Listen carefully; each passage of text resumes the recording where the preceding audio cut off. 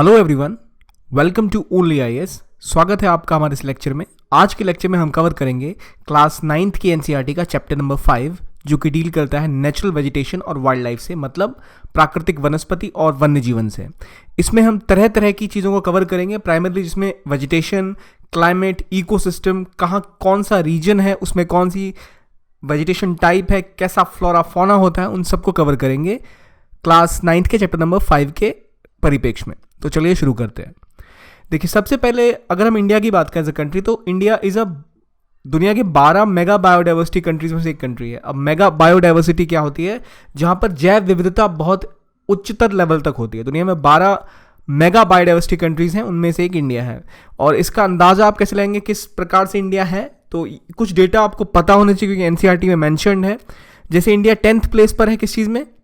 Plant species के मामले में, और 4th में है प्लांट डाइवर्सिटी के मामले में इन एशियन कॉन्टिनेंट। मतलब इंडिया में कितनी स्पीसीज हैं प्लांट की? 47,000, जो कि इसको दुनिया में देता है 10वां स्थान और एशिया में 4था स्थान। और India is a part of one of the 12 mega biodiverse countries. ठीक है, तो याद रखिएगा चीज़। इसके अलावा एक दो पॉइंट जो और हमें पता होने चाहिए, कितने ज़्यादा फ्लावरिंग प्लांट्स इंडिया में मिलते हैं, तो वो है 15,000। और ऑलमोस्ट दुनिया के 6% फ्लावरिंग प्लांट कहाँ मिलते हैं? तो इंडिया में मिलते हैं 6% ऑफ फ्लावरिंग प्लांट्स। कौन सी प्लेस है इसकी दुनिया में डाइवर्सिटी के हिसाब से? 4थी, और एशिया में 10वीं, और एशिया में 4थी। तो ये सारी बेसिक चीज़ें हैं, आप बस इसको माइंड में रखिए। और इसके अलावा इंडिया में कितने एनिमल स्पीसीज मिलते हैं? 90,000। ये आपको एग्जैक्टली फिगर याद करना ज़रूरी नहीं है, पर फॉर सेक ऑफ रेफरेंस, अगर आपको रेफरेंस की जरूरत हो कि कितना स्थान है, आपको एक दिमाग पे होना चाहिए, अच्छा इस लेवल पर है। ऐसे नहीं कि इंडिया 25वें 30वें नंबर पर है। India is very well placed, ये आपको पता होना चाहिए। अब अगर हम वेजिटेशन में और आगे जाएं, तो पहली बात आती है कि वेजिटेशन होता क्या है। वेजिटेशन हम नेचुरल वेजिटेशन कैसे कहते हैं? जैसे पता है प्राकृतिक वन्य जीवन की बात हो रही है, प्राकृतिक वनस्पति की बात हो रही है। अगर आप आसपास वनस्पति देखें, मतलब आप देखें पेड़ पौधे कैसे उग रहे हैं, तो आप देखेंगे कि दो तरीके से वो उगते हैं। एक, या तो प्राकृतिक रूप से खुद ब खुद कहीं पेड़ लगे हैं, कहीं जंगल हैं। जैसे आप देख सकते हैं अमेजोन की जंगलों को ले रहे हैं, या इंडिया में भी कई सारे जंगल हैं जो आप देख सकते हैं जो प्राकृतिक रूप से आए हैं। लेकिन ऐसे कुछ जंगल भी हैं जो इंसान खुद लगाते हैं। ऐसे कुछ वानस्पतिक सिस्टम होते हैं जो इंसान खुद डेवलप करते हैं, उन्हें हम कहते हैं फार्म्स, मतलब फील्ड्स। खेतों में अगर आप मिक्स क्रॉपिंग करेंगे तो आप कई फसलों को रोपेंगे, कई फसलें बोएंगे, और वो फसलें जो बोई जाती हैं वो एक ही तरह की फसलें होती हैं, मगर वो मैन मेड होती हैं। They are not natural. उनके सीड हमने लगाए, हमने उनको ग्रो करा, और कुछ पॉइंट के बाद हमको काट कर फसलों को अपने इस्तेमाल में ले आएंगे। Those are not part of natural vegetation. Why? Because they are existing with human aid, मतलब इंसानी सहायता की वजह से वो है। नेचुरल वेजिटेशन वो प्लांट कम्युनिटी होती है जो खुद से ग्रो करती है और ह्यूमंस द्वारा काफ़ी समय तक अनडिस्टर्ब रहे, और इसे हम वर्जिन वेजिटेशन भी कहते हैं। वर्जिन वेजिटेशन मतलब जिसको कि इंसानी हस्तक्षेप ने ज़्यादा बदलाव जिन्होंने नहीं लाया। जबकि कल्टिवेटेड क्रॉप्स एंड फ्रूट्स जो होते हैं, जो हमने खुद कल्टिवेट करते हैं, वो वनस्पति का तो का पार्ट होते हैं, लेकिन वो प्राकृतिक वनस्पति का पार्ट नहीं होते। आपको प्राकृतिक और कृत्रिम का पता तो पता ही होगा कि एक जो स्वयं से आ रहा है और एक जो इंसानी उसमें हस्तक्षेप है, उसको हम कहेंगे कृत्रिम, यानी आर्टिफिशियल। अब अगर जो वर्जिन वेजिटेशन है उसकी हम बात कर रहे थे, अब अगर इंडिया की कुछ वर्जिन वेजिटेशन है तो वो ऐसी होगी कि जो इंडिया में मिलती है खुद ब खुद। तो उसे आप क्या कहेंगे? उसे इंग्लिश में एक टर्म होता है, जो भी वेजिटेशन जहाँ जिस जगह पे स्पेसिफिकली मिलती है वहीं मिलती है, उसे कहते हैं वहाँ की इंडिजिनस या एंडेमिक स्पीसीज। जो स्पीसीज पर्टिकुलर जगह मिले उसे आप कहेंगे एंडेमिक टू दिस प्लेस। ठीक है, तो इंडिया में जो बाहर से प्लांट्स आएंगे उसे आप कहेंगे एक्सोटिक प्लांट्स। बाहर वालों को एक्सोटिक, घर वालों को इंडिजिनस या फिर एंडेमिक। तो ये आपको पता लगा कि वर्जिन वेजिटेशन क्या होती है और क्या नेचुरल वेजिटेशन है और क्या आर्टिफिशियल वेजिटेशन है। यानी वेजिटेशन का पार्ट है पर नेचुरल वेजिटेशन का पार्ट नहीं है। उसके बाद अगर हम फ्लोरा एंड फौना की बात करें, तो जिस रीजन का है जहाँ पे जो स्पीसीज हैं एनिमल्स के, उसको आप क्या कहेंगे? उसको आप कहेंगे फौना। फ्लोरा एंड फौना दो बात हुई। फ्लोरा मतलब पौधे और फौना मतलब एनिमल स्पीसीज। फ्लोरा में प्लांट स्पीसीज आएंगी और फौना में एनिमल स्पीसीज आएंगी। और फ्लोरा फौना दोनों में ही बहुत बड़ी डाइवर्सिटी होती है, ये मुझे आपको बतानी नहीं पड़ेगी। तो इस पर किस चीज़ का इंपैक्ट होता है, क्यों ये डाइवर्सिटी है? तो डाइवर्सिटी, अब अगर मैं आपसे पूछूं कि बताइए प्लांट स्पीसीज में इतनी डाइवर्सिटी क्यों है, तो आप मुझे कहेंगे एक तो जो प्लांट या एनिमल जहाँ मिलता है उस प्लांट और एनिमल में उतने बदलाव उस जगह की वजह से हो सकते हैं। फॉर एग्जांपल, कोई पौधा अगर किसी रेगिस्तान में उपज रहा है और कोई पौधा किसी पहाड़ पे उपज रहा है, तो उनकी स्पीसीज तो अलग अलग तरीके की, उनके नेचुरल वेजिटेशन, प्रॉपर्टीज, सब कुछ तो होंगे ही। तो पहला फैक्टर जो डिफरेंशिएट करता है इनमें वो होता है उनका रिलीफ।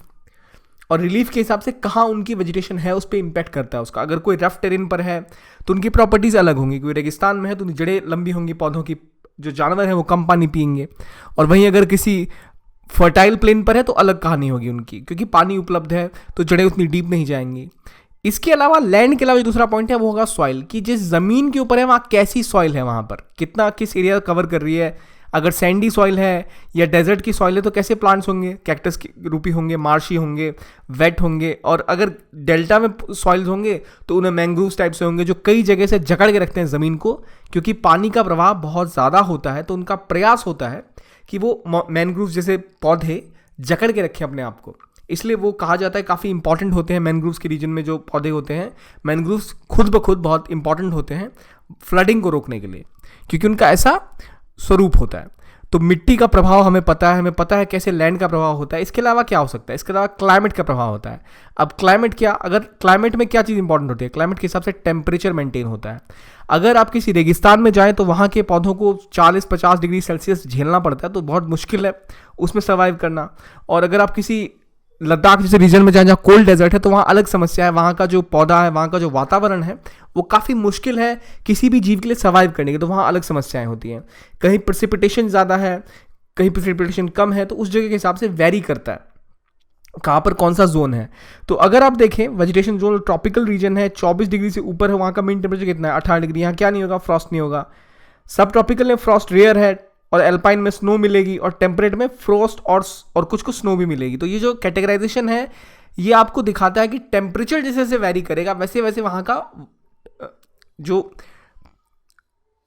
सिस्टम एनवायरनमेंट है फ्लोरा एंड फौना के लिए वो फ्लक्चुएट करेगा, उसी हिसाब से उनको अपने आप से ढालना पड़ेगा। अब आगे बात करते हैं क्लाइमेट में और क्या इंपॉर्टेंट फील होगा, कि आपको क्लाइमेट ये बताता है कि आप किस लोकेशन पर हैं, उसी हिसाब से उस पौधे की प्रॉपर्टी चेंज हो जाती हैं। कोई पौधा अगर एक पहाड़ी के रीजन में होगा तो वहाँ बहुत बर्फ़ अगर पड़ती है तो उसकी शेप ऐसी हो जाएगी कि लेट्स से इस तरह की, कि बर्फ़ अगर है भी तो उसको ज़्यादा नुकसान नहीं पहुँचा रही। और अगर कोई ब्रांचेस वाला एरिया है जहाँ जहाँ जहाँ आपको पानी बहुत कम है, वहाँ जड़ें लंबी होंगी और वहाँ पौधे ऊँचे होंगे ताकि ज़्यादा वो पानी ऊपर तक खींच सकें। तो इस तरह के डिफरेंसेस आते हैं। इसके अलावा एक और बहुत इंपॉर्टेंट पॉइंट होता है कैसा वहाँ का सनलाइट का पॉइंट है। कोई कोई जगह पे वेरिएशन सनलाइट की बहुत ज़्यादा होती है, कहीं बहुत कम होती है, कहीं दिन लंबे होते हैं, सनलाइट लंबी होती है तो वहाँ ट्री ज़्यादा तेज़ी से बढ़ते हैं। कहीं सनलाइट उपलब्ध नहीं है तो पेड़ों की हाइट उतनी नहीं होती, क्योंकि कहीं कहीं क्या होता है हस्तक्षेप नहीं होता ह्यूमंस का, फ्री रन मिलता है प्लांट्स को, काफ़ी बड़े बड़े हो जाते हैं वो, और कई जगह वो बहुत छोटे रहते हैं। तो यहाँ किसका हस्तक्षेप है, फोटो पीरियड यानी सनलाइट ज़्यादा पड़ेगी तो ज़्यादा फ्लावरिंग होगी, पेड़ ज़्यादा तेज़ी से बढ़ेंगे, और अगर सनलाइट नहीं होगी, समर्स नहीं होंगे तो उतनी ग्रोथ नहीं होती है। एक और इंपॉर्टेंट पॉइंट जो है वह प्रेसिपिटेशन यानी बरसात के कारण आपको पता है रेनफॉल ज़्यादा मिलेगी। जैसे इंडिया के रीजन को अगर आप देखें तो रेनफॉल आती है मैक्सिमम साउथ वेस्ट मानसून के थ्रू आती है, और इससे क्या होता है हैवी रेनफॉल होती है। अब जिस रीजन में बहुत ज़्यादा रेनफॉल होगी वहाँ पर आप देखेंगे कि वहाँ फ्लोरा एंड फौना बहुत ज़्यादा है, चाहे वो नॉर्थ ईस्ट हो, वेस्टर्न घाट्स हो, या जो भी रीजन है जहाँ बरसात ज़्यादा होगी ऑब्वियसली वहाँ पे ज़्यादा पौधे होंगे, क्योंकि पानी की उपलब्धता है, बेसिक वेजिटेशन है, और इस वजह से वहाँ पे डाइवर्सिटी भी थोड़ी ज़्यादा होगी। और अगला पॉइंट आता है इसमें कि जो फॉरेस्ट है उनका आकार, वो किस तरह के फॉरेस्ट हैं वो किस पे डिपेंड करेगा, कि वहाँ पे बारिश कैसी हो रही है, वहाँ का वेजिटेशन कैसा है, वहाँ की सॉइल टाइप कैसी है।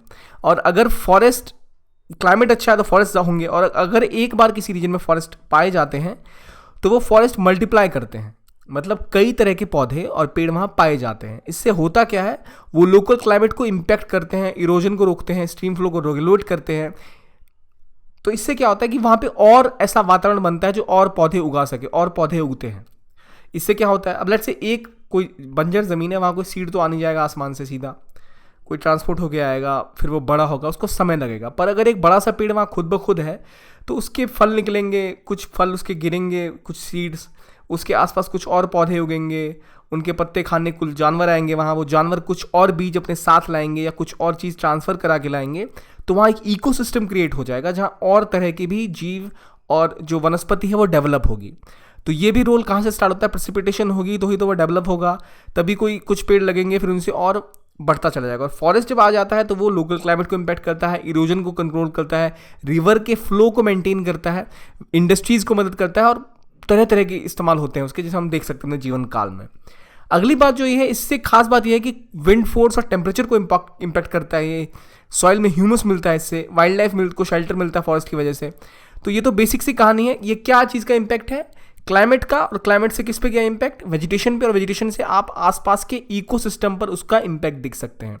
अगर अच्छी बारिश होगी, अच्छे पेड़ पौधे होंगे, तो वो रेगुलेट करेंगे आसपास के भी जो वन्य जीवन है उसको, और जो वहाँ का इकोसिस्टम है उसको, वहाँ की वनस्पति को ओवरऑल। इसके बाद अब अगर इंडिया के ऊपर फोकस डालें तो इंडिया का जो नेचुरल वेजिटेशन है वो बदलाव के रूप से जा रहा है। क्यों? क्योंकि जैसे पहले 50 साल पहले सिस्टम रहा होगा वैसा आज तो नहीं है।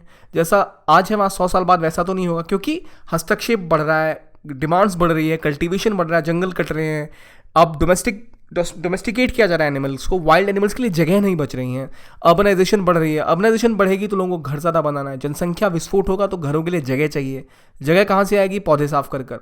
तो इस तरह वेजिटेशन कवर जो है वो घटता जा रहा है, और जो नेचुरल है वो तो और कम होता जा रहा है। तो इंडिया का जो वेजिटेशन कवर है वो मोस्ट एरियाज़ में अब नेचुरल रहा नहीं है, क्योंकि हर जगह जो इनएक्सेसिबल एरियाज़ हैं, इनएक्सेसिबल एरियाज़ इंडिया में कौन से होंगे? चाहे वो बहुत थार के डेजर्ट हो गए या फिर हिमालय का रीजन हो गया, जहाँ ज़्यादा जाना पसंद नहीं करते, उनको छोड़ के हर जगह जो है वो मॉडिफाई कर दी है ह्यूमंस के द्वारा। हम डिसाइड करते हैं कैसे पौधे रहेंगे, किस तरह के पौधे लगाए जाएंगे, कौन सा फॉरेस्ट बचाना है, कौन सा फॉरेस्ट नहीं बचाना है। तो इंडिया में मोस्टली नेचुरल वेजिटेशन अब कम बची है, क्योंकि हर जगह ह्यूमन इंटरेक्शन हो गया है, हर जगह ह्यूमन इंटरफेरेंस हो गया है। वहीं अगर आप कनाडा जैसी जगह देखें जहाँ बहुत सारा एरिया ऐसा है जिन पे कोई जीव नहीं, कोई इंसान नहीं रह रहे वहाँ, या ग्रीनलैंड के रीजन को देख लें, आइसलैंड के रीजन को देख लें, जहाँ पे पॉपुलेशन कम है, ऑस्ट्रेलिया को देख लें, वहाँ नेचुरल वेजिटेशन बहुत बड़ी मात्रा में उपलब्ध है, क्योंकि इंसानों की जनसंख्या कम है, उनका हस्तक्षेप कम है बनिस्पत भारत के, जहाँ पर बहुत ज़्यादा जनसंख्या और बहुत ज़्यादा हस्तक्षेप है। अब बात आती है इकोसिस्टम की। इकोसिस्टम में क्या है? अलग अलग तरह की कम्युनिटीज़ का ग्रुप होता है जो कि सिमिलर क्लाइमेटिक कंडीशंस में रहते हैं। मतलब इकोसिस्टम क्या है? जहाँ पर तरह तरह की कम्युनिटीज़ एक एरिया में एक साथ एक क्लाइमेटिक कंडीशन में रहते हैं, सब इकोसिस्टम कहेंगे। तो जो भी नेचर होगा एक प्लांट का एक एरिया में, वो किस हिसाब से डिपेंडेंट होगा? वहाँ के वेजिटेशन के हिसाब से। फॉर एग्जाम्पल, कहीं पर पानी बहुत उपलब्ध है तो वहाँ जीव जो है उनको कोई टेंशन नहीं है, वो कोई माइग्रेट नहीं करेंगे, उनको खाना और अगर पानी उपलब्ध है तो वो उसी जंगल के आसपास रहेंगे, वहीं रहेंगे।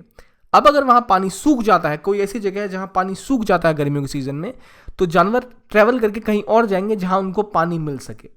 जो माइग्रेशन होता है, तो अफ्रीका में कई जगह माइग्रेशन होता है, इंडिया में जानवरों का भी माइग्रेशन होता है, मरुस्थलीय या जो प्लेट्यू के रीजन है वहाँ से पहले भी हुआ करता था। तो अगर किसी जगह पानी बहुत मात्रा में उपलब्ध है, घास या चारागाह बहुत हैं, तो वहाँ जो जीव प्लांट के ऊपर डिपेंड करते हैं वो तो रहेंगे ही, उनको कहीं जाने की ज़रूरत नहीं है, और वो वहाँ पर है तो इसलिए उनके ऊपर डिपेंडेंट जो कार्निवोरस हैं वो वहाँ होंगे। लेकिन एक बार वो चेन टूट गई तो वो जो डिपेंडेंस है वो टूट गई, तो फिर उनको सीजन के हिसाब से मूव करना पड़ता है। तो ये क्या दिखाता है कि जैसी वेजिटेशन होगी आसपास, वैसे ही प्लांट और एनिमल का बिहेवियर होगा, और वो एक दूसरे के ऊपर क्या है? इंटरडिपेंडेंट है और इंटर रिलेटेड है।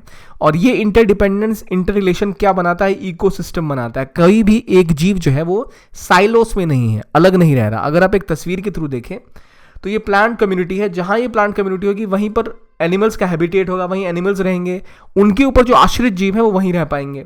कुछ डिस्टर्बेंसेस होंगी, कभी बारिश होगी, तो ये सब मिल कर एक इकोसिस्टम का पालन आता है, प्लांट कम्युनिटी, उनका हैबिटेट। तो ओवरऑल अगर मैं बात करूं अगर, तो ये बताता है कि भाई जहाँ भी डिफरेंट कम्युनिटीज़ आपस में इंटरेक्ट कर रही हैं, क्या क्या यहाँ इंटरेक्ट हो रहा है, फिर से दिखते हैं एक बार। इकोसिस्टम है, इकोसिस्टम के अंदर क्या क्या इंटरेक्शन है? हैबिटेट है, जहाँ जीव रहते हैं, जहाँ तरह तरह के जीव हैं, उनकी कम्युनिटी आपस में इंटरेक्ट कर रही है, ठीक है। पानी बरस रहा है तो उनको पीने के लिए पानी मिल रहा है, वो वहाँ रह रहे हैं।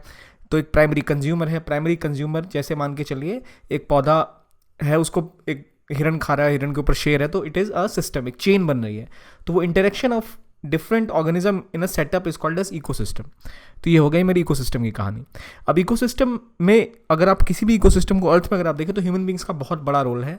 कुछ इकोसिस्टम तो हम खुद बना लेते हैं, हम खेत में कोई पौधे लगाते हैं, कोई एग्रीकल्चर करते हैं, जानवरों को मार रहे हैं, पेड़ों को काट रहे हैं, तो पूरा जो इकोसिस्टम है वो हमारे हस्तक्षेप से प्रभावित है। कई चीज़ें एक्सटिंक्ट हो गई हैं, कई चीज़ों के नए फॉर्म्स आ गए हैं, हमने नए पौधे डेवलप कर लिए हैं, कई जगह हमने जेनेटिकली मॉडिफाई किया है चीज़ों को। तो जो बदलाव है वो हमने बहुत ज़्यादा किया है। अगर एक इकोसिस्टम में, एक बहुत बड़ा इकोसिस्टम है जहाँ एक डिस्टिंक्ट टाइप ऑफ वेजिटेशन है और एनिमल लाइफ है, उसे हम बायोम कहेंगे। मतलब मैंने जैसे आपको बताया, जहाँ भी तरह तरह की कम्युनिटीज़ आके आपस में इंटरेक्ट कर रही है वो उनका इकोसिस्टम है। फॉर एग्जाम्पल, अगर आप एक एक्वेरियम बनाए तो वो भी एक इकोसिस्टम है। आपने एक लेट्स से एक पानी की बूंद, उसमें कुछ बैक्टीरियाज हैं तो वो भी एक इकोसिस्टम हो गया। लेकिन हो सकता है कि कोई एक बड़ा इकोसिस्टम हो जहाँ एक डिस्टिंक्ट टाइप का वेजिटेशन हो। फॉर एग्जांपल, अगर आपको एक रेगिस्तान दिख रहा है तो वो एक कौन सा बायोम है। अगर आपको समंदर दिख रहा है तो अलग बायोम है, उसके वेजिटेशन का सेटअप बिल्कुल, इकोसिस्टम का जो सेटअप है बिल्कुल अलग है। तो अगर एक इकोसिस्टम लैंड पे है, उसके वेजिटेशन बिल्कुल अलग है। मतलब कोई अगर लेट्स से डेजर्ट में है या फिर कोई माउंटेन के ऊपर है, तो हर तरह के अलग अलग इकोसिस्टम को हम क्या कहेंगे, बायोम। बायोम मतलब क्या हुआ, एक बड़ा इकोसिस्टम जो कि डिस्टिंक्ट है, ठीक है, उसकी तरह की, उसकी जो बेसिक्स हैं, जो उसकी लाइफ का स्ट्रक्चर है, जहाँ जिस तरह का इंटरेक्शन वहाँ हो रहा है वो डिस्टिंक्ट है बाकी से। फॉर एग्जांपल, अगर आप शिवालिक रेंज में जाएं, जो हिमालय की रेंज है, उसके नीचे आपको प्लेन्स मिलेंगे। प्लेन्स का बायोम और शिवालिक्स का बायोम अलग अलग आपको दिखेगा। तो ये बायोम आप डिफाइन कैसे करेंगे, वो डिफाइन करेंगे आप कैसे वहाँ के जीव हैं उस तरह के हिसाब से। तो ये डिफरेंस है किसमें, इकोसिस्टम और बायोम्स में। तो जिस तरह की जहाँ वनस्पति होगी उस हिसाब से आप वहाँ को अच्छे से डिफाइन कर पाएंगे कि भाई किस तरह का वेजिटेशन है, किस तरह का वनस्पति है वहाँ, किस तरह का सेटअप वहाँ चल रहा है। इकोसिस्टम का फॉर्म भी चेंज होता है उसी हिसाब से। तो अगर हम बात करें प्रमुख जो वेजिटेशंस हैं हमारे देश में कौन कौन सी है, तो India is a very diverse country. India में हर तरह के ऑलमोस्ट आपको फॉरेस्ट मिलते हैं। तो 5 जो प्रमुख आपको मिलते हैं वो है tropical evergreen, tropical deciduous, tropical thrown forest, mountain forest और मैंग्रोव्स फॉरेस्ट। पहली बात आती है एवरग्रीन फॉरेस्ट की। एवरग्रीन फॉरेस्ट मतलब सदाबहार वन। सदाबहार का मतलब है हमेशा इनके पत्ते इनमें लगे रहते हैं, कोई स्पेसिफिक ऐसा मौसम नहीं होता पतझड़ का जहाँ ये अपने सारे लीव्स शेड कर दें। मतलब कोई ऐसा मौसम नहीं आएगा जहाँ पूरे वन के सारे पौधों के पत्ते झड़ चुके हैं, तो इसलिए वो सदाबहार से रहेंगे। और दूसरा होता है ट्रॉपिकल डेसिडुअस फॉरेस्ट। ये वो फॉरेस्ट है जिनमें एक पतझड़ का मौसम आता है, यानी एक पॉइंट ऑफ टाइम पे वो सारे पत्ते अपने शेड करते हैं। फिर तीसरी कहानी आती है ट्रॉपिकल थ्रॉन फॉरेस्ट की, जहाँ पर आपको कांटे रूपी पौधे जंगल मिलते हैं या झाड़ियाँ मिलती हैं।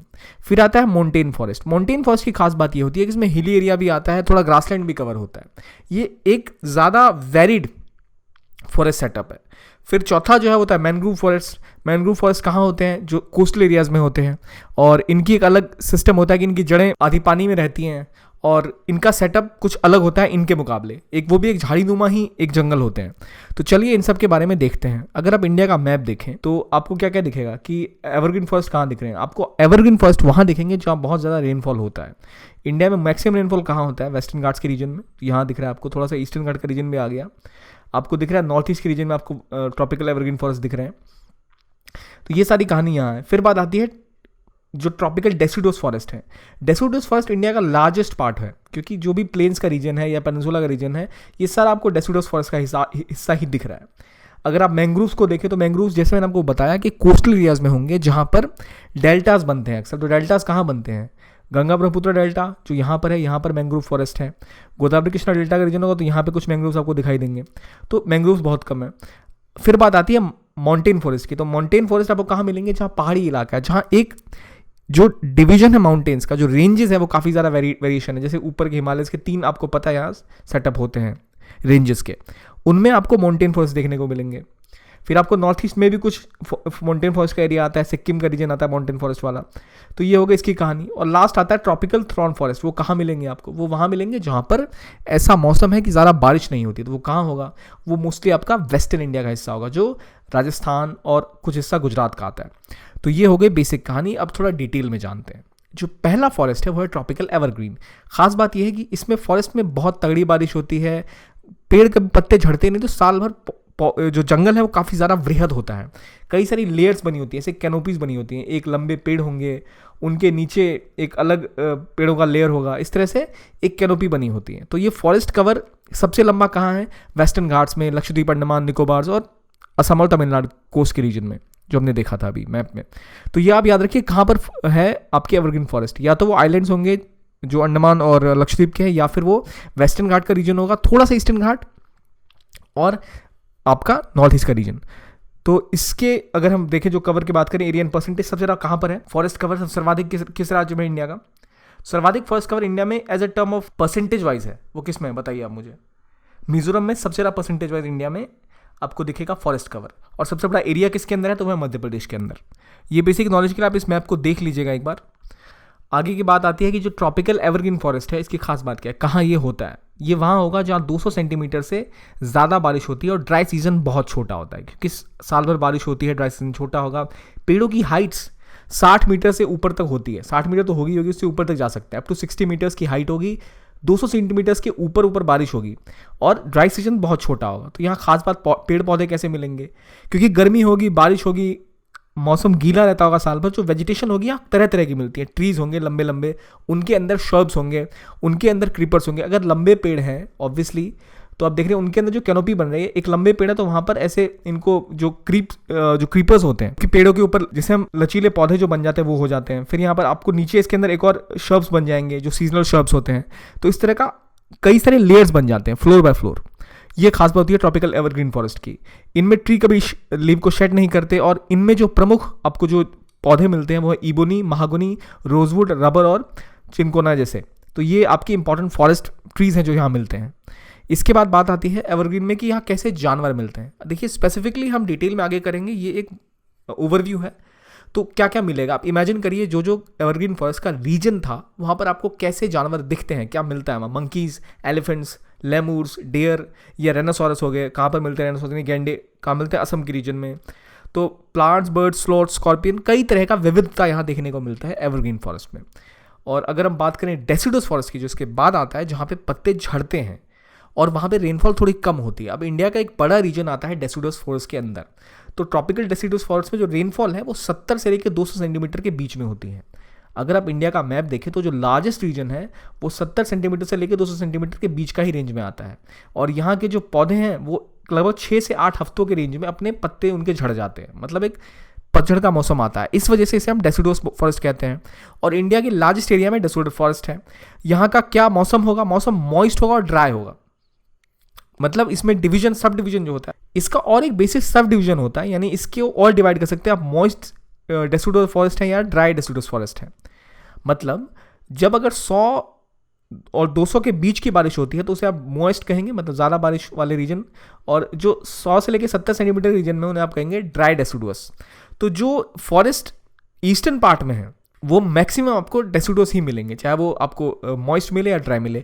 जिस रीजन में बारिश ज़्यादा हो रही है वहाँ पर आपको मॉइस्ट मिलेंगे, जहाँ थोड़ी कम हो रही है वहाँ आपको ड्राई डेसिडुअस मिलेंगे। तो नॉर्थ ईस्ट के स्टेट हो गए, हिमालय आपके के रीजन को मिला के झारखंड, वेस्ट बंगाल, उड़ीसा, ये सारे रीजन में आते हैं। इनमें प्रमुख पौधे जो मिलते हैं, जो पेड़ होते हैं, वो काफ़ी कारगर होते हैं, घर बनाने में, कंस्ट्रक्शन में काम आते हैं। टीक का एग्जाम्पल ले लें, बैम्बू यानी बांस, साल, शीशम, सैंडलवुड और मलबरी के जैसे कमर्शियली इंपॉर्टेंट स्पीसीज यहाँ पे उगाई जाती है और मिलती भी है नेचुरली। इसके अलावा ये जो ड्राई डेसिडुअस रीजन मिलता है हमें 100 से 70 के बीच में, जो बिहार और उत्तर प्रदेश का पार्ट होता है, यहाँ पर आपको टीक, साल, पीपल और नीम जैसे पेड़ों में बहुत ग्रोथ मिलती है। और क्योंकि आप देखिए जो ड्राई डेसिडुअस रीजन है वो आपका नॉर्थ, मतलब यूपी और बिहार का रीजन है, जो एक लंबा स्पैन कवर करता है, जहाँ हालांकि अब जंगल कम हो गए क्योंकि पॉपुलेशन बढ़ गई है। तो इसी हिसाब से हालांकि यहाँ पर वो पौधे तो बहुत मिलते हैं, वो पेड़ तो बहुत मिल रहे हैं, पर कटाई इतनी ज़्यादा हो चुकी है कि बहुत ज़्यादा इनका इस्तेमाल किया जा चुका है। अगली बात हम करें ट्रॉपिकल डेसिडुअस फॉरेस्ट की, तो ये रीजन जैसे मैंने बताया कि यहाँ पे जानवर जो आप देखेंगे तो वो lion, tiger, pig, deer, elephant, इस सभी प्रकार के जानवर मिलेंगे। और कई तरह की वैरायटी होती है, variety in the sense of birds, lizards, ये सारी चीज़ें आपको भरपूर मात्रा में यहाँ देखने को मिलती हैं। अब अगर किसी जंगल के अब डिस्कशन की बात करें कि पहले हमने बात की जहाँ बहुत बारिश होती है, फिर हम उससे कम बारिश में आए, तो उसके बाद अगला स्टेप कौन सा, वो रीजन जहाँ और भी कम बारिश हो, यानी 70 सेंटीमीटर से कम की बारिश, वहाँ आपको कटीले पौधे मिलेंगे, मतलब थॉर्न फॉरेस्ट मिलेंगे। ये कहाँ का रीजन है, आपको राजस्थान, गुजरात, मध्य प्रदेश, छत्तीसगढ़ का रीजन और कुछ हिस्सा उत्तर प्रदेश का भी इसमें आता है। थॉर्न फॉरेस्ट में कैसे आपको जो आपको पौधे मिलेंगे वो कैसे होंगे, वो आपको पाम्स, यूफोरिया से कैक्टी जैसे मेन प्लांट स्पीसीज मिलेंगे। इनकी लंबी रूट्स होंगी क्योंकि पानी कम होता है, कटीले पौधे होंगे। और इस तरह के जंगलों की खास बात ये होती है कि पानी कंजर्व करते हैं, लीव्स थिक होती हैं, स्मॉल होती हैं, इसलिए कांटेदार इनमें पत्ते होते हैं ताकि पानी का लॉस ना हो सके।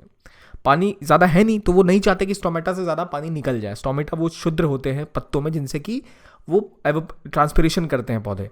तो यहाँ पर वो कटीले हो जाते हैं पत्ते और बहुत ज़्यादा थिक लीव्स होते हैं ताकि एवेपोरेशन ना हो। और ये जो थॉर्न फॉरेस्ट है ये स्क्रब्स के रीजन में भी आता है। यहाँ कौन से एनिमल मिलेंगे, आपको रैट्स, फॉक्सेस, वाइट लायन या वाइल्ड एस का रीजन में मिलेगा। अब लायन की बात आ रही है तो लायन कहाँ मिलता है इंडिया में, गिर का रीजन, गिर भी मोस्टली थॉर्न फॉरेस्ट का रीजन में आता है, काफ़ी हिस्सा इसका, जहाँ आपको शेर जैसे जीव देखने को मिलते हैं। अगला फॉरेस्ट जो हमारा बच रहा है वो है माउंटेन फॉरेस्ट। हमने ऑलमोस्ट इधर के सब रीजन देख लिए, ऊपर वाला जो नॉर्दर्न पार्ट है वहाँ पर होते हैं माउंटेन फॉरेस्ट।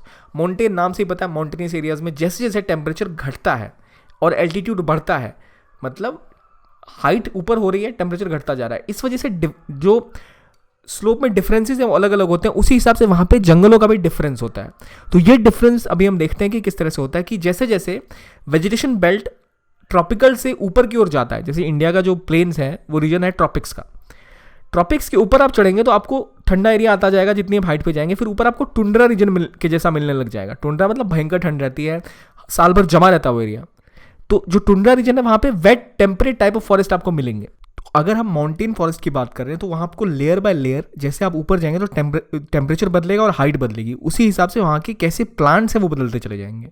तो एवरग्रीन ब्रॉड लीफ जो ट्रीज हैं जैसे ओक्स या चेस्टनट्स आपको मेन रूप से मिलेंगे। जो वेट टेम्परेट टाइप फॉरेस्ट है 1000 से 2000 मीटर की रेंज में, वहाँ पर 1000 से 2000 मीटर की रेंज में बीच में आपको ओक्स एंड चेस्टनट मुख्य रूप से मिलेंगे। इसके अलावा आपको चीड़ के पेड़ भी देखने को मिलेंगे। इस तरह कई, जब भी आप किसी हिल स्टेशन पे जा रहे हैं तो आप देखेंगे जैसे जैसे आप ऊपर की ओर चढ़ेंगे वेजिटेशन वैसे वैसे चेंज होगी।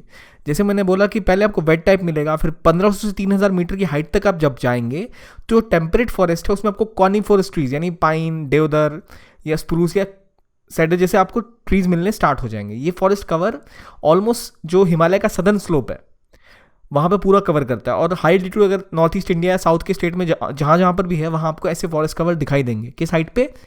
1500 से 3000 मीटर की हाइट पे। कैसे दिखेंगे? कॉनिफोरस ट्रीज, पाइन वाले ट्रीज यहाँ पे आपको मिलने शुरू हो जाएंगे, देवदार या चीड़ के पेड़ जिन्हें आप कहते हैं, जिनकी ऐसी वेजिटेशन टाइप से होती है जो देखने में ऐसे होते हैं।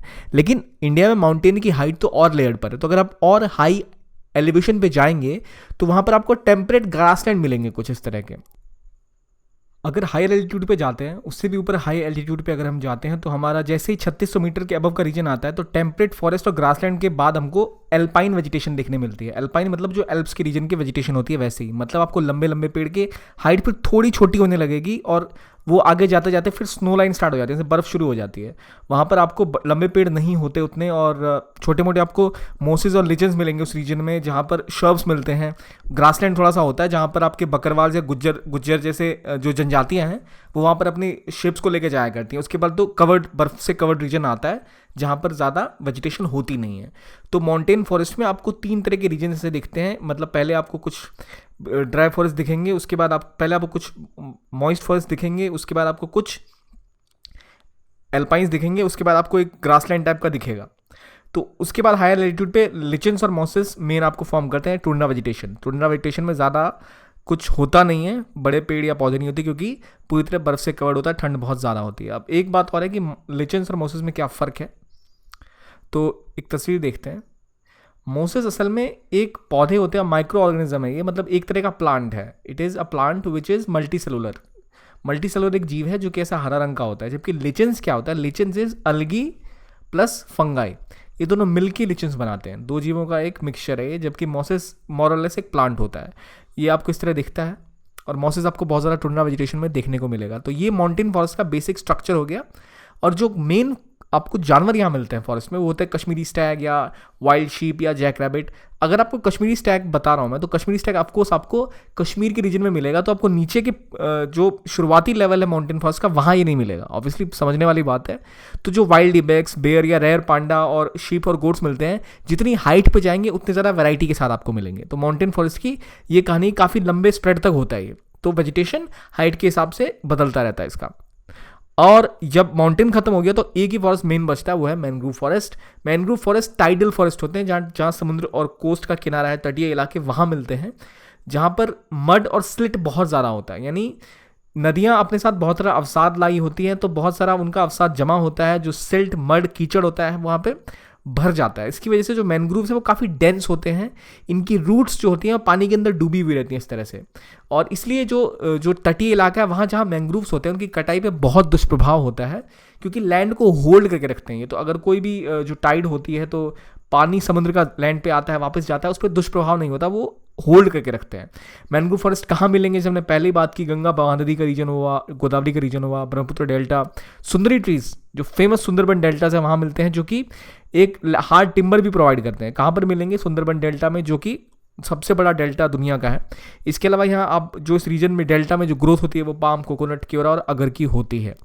तो ये बेसिक कहानी है फॉरेस्ट की। यहाँ पे आपको जो ऑफकोर्स जो मैंग्रोव फॉरेस्ट है वहाँ आपको कोई बड़े पेड़ नहीं मिलेंगे उतने बड़े साइज़ के, तो टिम्बर के लिए उतना फायदे का सौदा नहीं होता ये, पर ये सॉइल कंजर्वेशन के लिए बहुत महत्वपूर्ण है। और मैंग्रोव फॉरेस्ट में प्रमुख आपके जो जानवर होते हैं वो जैसे रॉयल बंगाल टाइगर हो गए, टर्टल्स, क्रोकोडाइल्स, घड़ियाल या स्नेक्स काफ़ी मात्रा में मिलते हैं। हाई डाइवर्सिटी रहती है मैंग्रोव फॉरेस्ट में भी। और वाइल्ड लाइफ की रिचनेस इंडिया की जो है वो इसी कारण ज़्यादा है क्योंकि बहुत बड़े रेंज में बहुत सारा फौना है, और बहुत ज़्यादा फ्लोरा है इसलिए बहुत ज़्यादा फौना है, मतलब तरह तरह के जंगल हैं, इस वजह से तरह तरह के जीव भी आपको मिलते हैं। अगर रिचनेस की बात करें लगभग 90,000 एनिमल स्पीसीज़ हैं, जिसमें कि 2000 स्पीसीज़ बर्ड्स की हमारे पास है। 13% है दुनिया का हमारे पास बर्ड स्पीसीज़ की रिचनेस। लगभग 12% वर्ल्ड स्टॉक हमारा फिशेस का है, और 5 से 8% वर्ल्ड के आपके एम्फीबियंस, रेप्टाइल्स और मैमल्स हमारे देश में पाए जाते हैं। तो काफ़ी भारी मात्रा में देश में बर्ड्स हुए, चाहे फिशेज हुई या फिर मैमल्स, रेप्टाइल्स का स्टॉक है। ऑलमोस्ट 12% क्या है फिशेज हैं, 13% क्या है बर्ड की स्पीसीज़ हैं, और 5 से 8% रेप्टाइल और मैमल्स मिलते हैं। अब अगर वाइल्ड लाइफ में आए तो जो बड़े जानवर हैं, चाहे वो हाथी हों या शेर हो, हाथी आपको कहाँ कहाँ मिलते हैं, तो असम के रीजन में मिलेंगे, कर्नाटका में मिलेंगे, नॉर्थ ईस्ट और सदर्न स्टेट्स में, कर्नाटक, असम, केरला, आपको ये कुछ वेस्ट बंगाल के जलपाईगुड़ी के रीजन में भी देखने को मिलते हैं। इसके अलावा और बड़े जीव जैसे रिनोसेरस, वन हॉर्न रिनोसेरस जो आपको असम, वेस्ट बंगाल में मिलेंगे। इसके अलावा आपको जो लायन जैसे मजेस्टिक जीव्स हैं जो कहाँ मिलेंगे एनिमल्स, वो आपको मिलेंगे गुजरात के गिर के रीजन में। रण ऑफ कच्छ में वाइल्ड एस का प्रमुख हैबिटेट है, कैमल्स भी मिलते हैं उस रीजन में।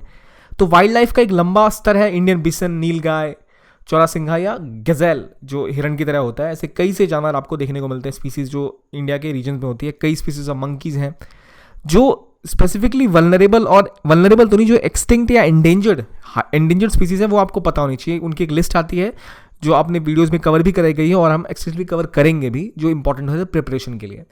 इसके अलावा अगर हम वाइल्ड लाइफ में इंडिया की बात करें तो इकलौती कंट्री है जहाँ बोथ टाइगर और लायंस मिलते हैं। टाइगर्स कहाँ कहाँ हैं, बहुत ज़्यादा एरियाज़ में, मध्य प्रदेश से लेके वेस्ट बंगाल तक आपको टाइगर्स मिलते हैं इंडिया में।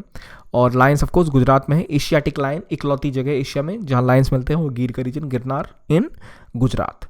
इसके अलावा लेपर्ड फैमिली, मतलब कैट फैमिली के सभी बड़ी कैट्स इंडिया में मिलते हैं, चाहे वो स्नो लेपर्ड हो, चाहे वो लायन हो, चाहे वो पैंथर हो, सिवाय एक के, दैट इज चीता। चीता इंडिया में नहीं मिलता, चीता इंडिया में एक्सटिंक्ट हो चुका है। 1920-25 के आसपास लास्ट चीता देखा गया था जिसको कि शिकार कर लिया गया था, उसके बाद चीता यहाँ नहीं देखने को मिलता। तो एशिया में एक ही जगह शायद चीता अभी वाइल्ड में है, वो है ईरान, जहाँ से बात चल रही थी इंडिया को कि ईरान में से हम कुछ मांगेंगे, पर उन्होंने हमसे हमारा शेर मांग लिया जो हम देने को तैयार है नहीं।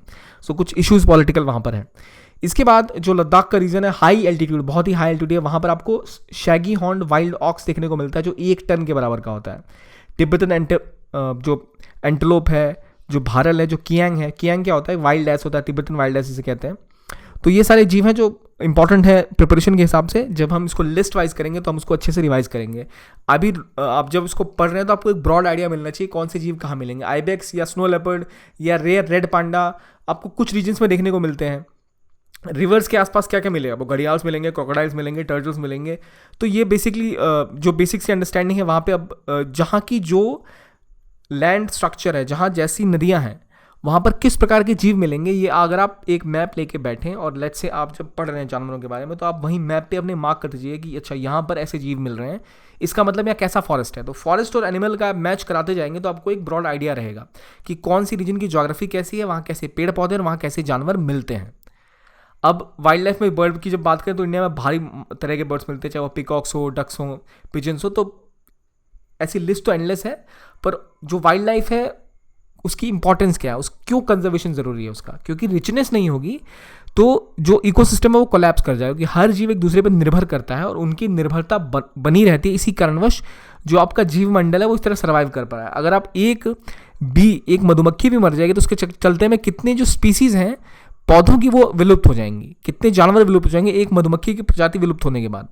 तो एक जानवर के विलुप्त होने के बाद, एक जानवर के एक्सटिंक्ट होने के बाद उसका प्रभाव बहुत सारे जानवरों पर, बहुत सारी इवन फूड चेन्स पे पड़ता है, जिसका प्रभाव कई जीवों पर पड़ता है।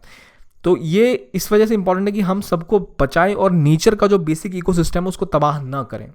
तो एक्सेसिव जो एक्सप्लॉयटेशन हो रहा है उसकी वजह से इकोसिस्टम डिस्टर्ब हो रहा है। लगभग 1300 प्लांट स्पीसीज एंडेंजर्ड है और 20 स्पीसीज एक्सटिंक्ट हो चुकी हैं। कई एनिमल्स एंडेंजर्ड हैं और वो भी एक्सटिंक्ट होने के कगार पर हैं। तो इसलिए हमें बहुत ज़्यादा संभल के इन चीज़ों में ट्रेड करना चाहिए और क्या कारण है उसका तो आपको पता ही है, हंटिंग सबसे बड़ी बात, हैबिटेट लॉस, हमने घर बना लिए, जंगल बचे ही नहीं। इसके अलावा पोल्यूशन, हमने पोल्यूट कर लिया, चाहे वो केमिकल इंडस्ट्रियल वेस्ट हो या एलियन स्पीसीज ले आए, एक जगह मोनोक्रॉपिंग कर रहे हैं, एक ही क्रॉप लगाए जा रहे हैं, तो उससे क्या होता है, बाकी क्रॉप नहीं है तो उस क्रॉप पे डिपेंडेंट जो जीव हैं वो भी मर जाते हैं। अब अगर आपने कोई दवाई क्रॉप बढ़ाने के लिए किसी जानवर को खिला दी, उस पर जो डिपेंडेंट है उससे उसकी लाशों पे वो जानवर मर रहे हैं। For example save vulture, vultures की भारी मात्रा में मौत हो रही थी। क्यों? क्योंकि कुछ ऐसा केमिकल यूज़ हो रहा था। ये बहुत फेमस चीज़ है जिसकी वजह से इनकी मौत हो रही थी। आपका होमवर्क है, मुझे बताइए कि कौन सा ऐसा वो केमिकल था या कौन सी ऐसी दवा थी जो कि यूज़ होती थी हमारे कैटल्स के ऊपर, जिसकी वजह से हमारे वल्चर्स मर रहे थे, जिसके ऊपर अब बैन कर दिया जा चुका है इंडिया भर में। तो वल्चर्स एक एग्जांपल है। वल्चर्स अगर एक्सटिंक्ट हो जाते हैं तो जो डेड कैरकेस है, जो लाशें पड़ी हुई होती है, जिनको वो खा के ख़त्म करते एक तरह से, वो वहीं पड़ी रह जाती थी लंबे समय के लिए। इससे होगा क्या, इससे बीमारियां ज़्यादा फैलेंगी और वाइल्ड लाइफ को नुकसान होगा। तो ये पूरा चेन सेटअप एक दूसरे के ऊपर डिपेंडेंट है, हमारी जिम्मेदारी है उसको बचा के रखना। इसी कारणवश सरकार ने कई सारे स्टेप्स लिए हैं, जैसे कि कई सारे बायोस्फीयर रिजर्व्स बने हैं। कितने बायोस्फीयर रिजर्व्स हैं? तो 14 बायोस्फीयर रिजर्व हैं, 14 बायोस्फीयर रिजर्व्स हैं। उनमें से 4 जो हैं वो सुंदरबन, नंदा देवी, गल्फ ऑफ मन्नार और नीलगिरीज में हैं, जिन्हें कि दुनिया के बायोस्फीयर रिजर्व्स में भी डाला गया है। ये प्रमुख आपके रिजर्व्स हैं जहाँ पे काफ़ी ज़्यादा डाइवर्सिटी होती है। और इंडिया के ओवरऑल आप देखें तो ये रीजन है डाचीगाम, राजाजी, कॉर्बेट, ये आपके प्रमुख वाइल्ड लाइफ रिजर्व्स हैं इंडिया में। बहुत सारे वाइल्ड लाइफ रिजर्व्स हैं और 14 क्या है, बायोस्फीयर रिजर्व्स हैं। वाइल्ड लाइफ रिजर्व्स में आपके नेशनल पार्क्स भी आएंगे और जो बेसिक वाइल्ड लाइफ सेंचुरीज होती है उन्हें भी आप इसमें डाल सकते हैं। कई सारे ऐसे एरियाज हैं जहाँ पे कंजर्वेशन का काम चल रहा है। इसके अलावा वाइल्ड लाइफ की खास बात ये, कई सारी अंतर्राष्ट्रीय संस्थाएं हैं जो सहयोग देती हैं। फाइनेंशियल और टेक्निकल असिस्टेंस प्रोवाइड की जाती है बोटेनिकल गार्डन्स के द्वारा सिंस 1992। कई सारे प्रोजेक्ट चले, project tiger, project Reno, project great Indian bustard, ताकि इन जीवों को बचाया जा सके, इन जानवरों को बचाया जा सके। और एक डेवलपमेंट प्रोजेक्ट चलाया गया जिसका फ़ायदा ये हुआ, जैसे प्रोजेक्ट घड़ियाल बहुत ही सक्सेसफुल एक मिशन रहा, जिसमें कई सारे घड़ियालों को बचाया गया। प्रोजेक्ट एलिफेंट भी काफ़ी हद तक सक्सेसफुल रहा है। इवन प्रोजेक्ट टाइगर ने इंडिया की पॉपुलेशन बहुत टाइगर्स की बढ़ाई है, तो उससे इकोसिस्टम की ग्रोथ हुई, वो जीव बचे, हमारी जो जिस एरिया में वो रहते हैं वहाँ के टूरिज्म को भी फ़ायदा मिला, वहाँ के लोगों की भी जीवन बचा। तो 14 जो बायोस्फीयर रिजर्व है वो ये हैं हमारे, ये आप देख लीजिएगा, ये सारे इंपॉर्टेंट है। मानस के पास कौन सी नदी बहती है, मानस के पास कौन से नेशनल पार्क हैं, नोकरेक या ग्रेट निकोबार में कौन सी नदी कहाँ बह रही है, ये सब हमें करना है और हम करेंगे। पर मैं आपको फिर भी कहूँगा कि आप एक मैप खोलिए, डायरेक्शन देखिए, किस रीजन में क्या है, कहाँ पे कौन सा बायोस्फीयर रिजर्व है, कौन सा नेशनल पार्क है, ये आपको पता होना चाहिए स्पेसिफिकली जो इंपॉर्टेंट है। तो 89 नेशनल पार्क हैं, 490 वाइल्ड लाइफ सेंचुरीज हैं। सारे करना पॉसिबल नहीं है, पर आप जितना हो सके वो आप करने की कोशिश करिए कि मैप पे आपको पता रहे कहाँ पे कौन सा रीजन है। तो वाइल्ड लाइफ को बचाना हमारा फोकस है। गवर्नमेंट के प्रोग्राम्स के बारे में भी हम करेंगे। तो ये एक ओवरव्यू था बेसिकली जो हमने कर लिया। अब कुछ रिवीजन करते हैं पिछला, कि इनमें से कौन सी टाइप ऑफ वेजिटेशन में रबर होता है, बताइए। जो सिंचोना ट्रीज हैं वो इनमें से किस रीजन में होंगे, कितनी रेनफॉल के ऊपर, हमने डिस्कस किया है क्वेश्चन, ये टॉपिक हमने ऊपर डिस्कस किया था, इसके ऊपर इसका जिक्र आया था। इनमें से कौन से स्टेट में सिंप्लीफाइड बायोस्फीयर रिजर्व मिलता है? चलिए ये आप नक्शा खोल के देखिए और मुझे बताइए कहाँ पर है ये, किस रीजन में। वैसे ऑप्शंस काफ़ी इजी हैं, आपको पता लग जाना चाहिए सिंप्लीफाइड कहाँ बायोस्फीयर रिजर्व बन सकता है। इसके अलावा चौथा देखते हैं, जो बायोस्फीयर रिजर्व कौन सा वर्ल्ड नेटवर्क ऑफ बायोस्फीयर में नहीं है, जो हमने 4 बताए थे अभी, उसको छोड़ के कौन सा इनमें से ऐसा है जो नहीं है। और उम्मीद है मुझे आपको सारे आंसर पता होंगे। नहीं पता तो आप एक बार मैप देखिए, मैप में मार्क करिए, मार्किंग इज़ वेरी एसेंशियल, ये इंपॉर्टेंट टॉपिक है। हम और डिटेल में आगे इसको कवर करेंगे। तो आज के लिए इतना ही इस लेक्चर के। धन्यवाद, thank you very very much.